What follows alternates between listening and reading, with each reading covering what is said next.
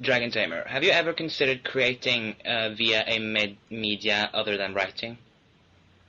Well, here and there, yeah. I used to draw comics for my high school newspaper, and I've done a render or two on the site. Okay. Yeah, cool.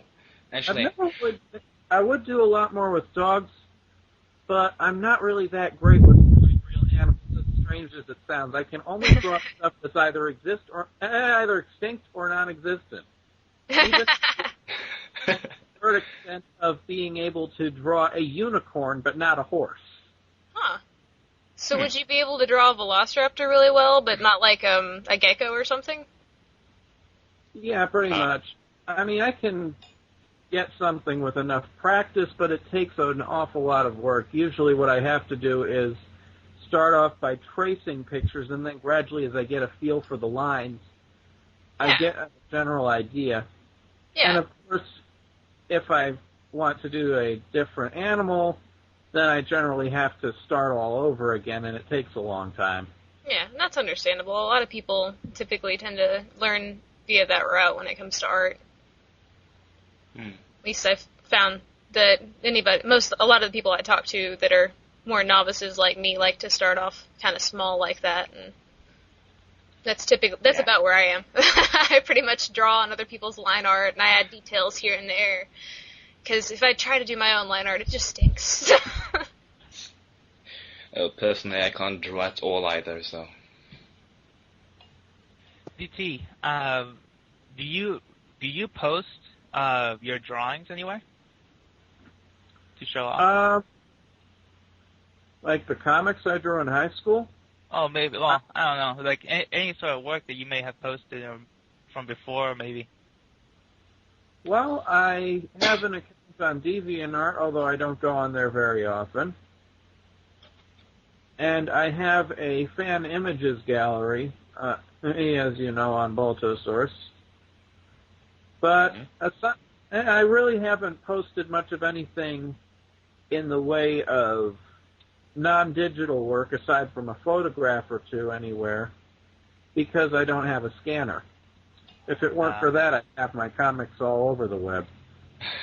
Yeah, I know the feeling. Not having a scanner is absolutely horrible. I hated when I didn't have mine.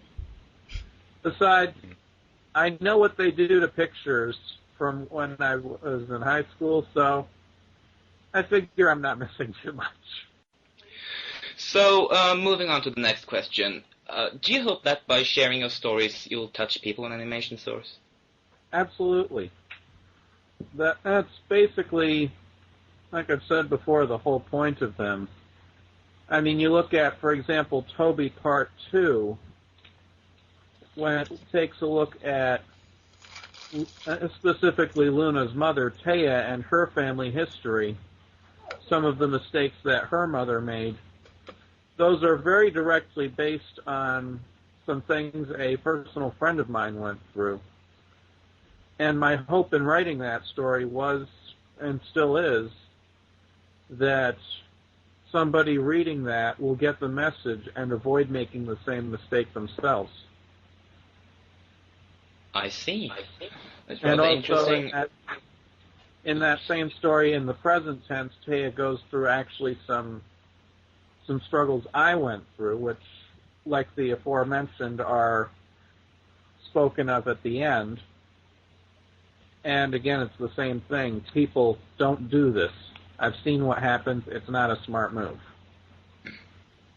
Yeah. Nice insight. Yeah. Quite insightful.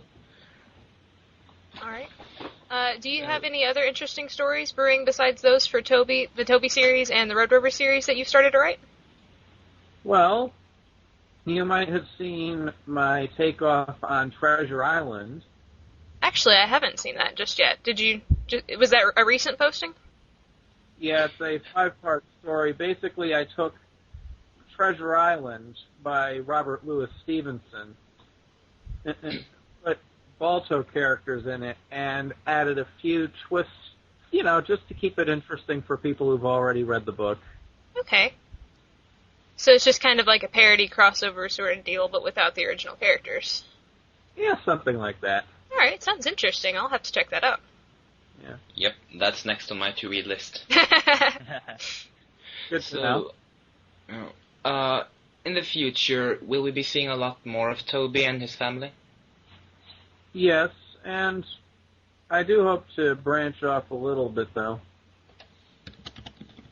But as it stands right now, my immediate plans are stories for all of Toby and Luna's ups, including Arrow, and who knows where it'll go from there. I also might do a sort of lost episode, if you will, kind of backtrack and put something in a gap between stories. So I've got a few ideas. Sounds interesting. It'll be fun to see what you write up in the future. Most Thank you. definitely.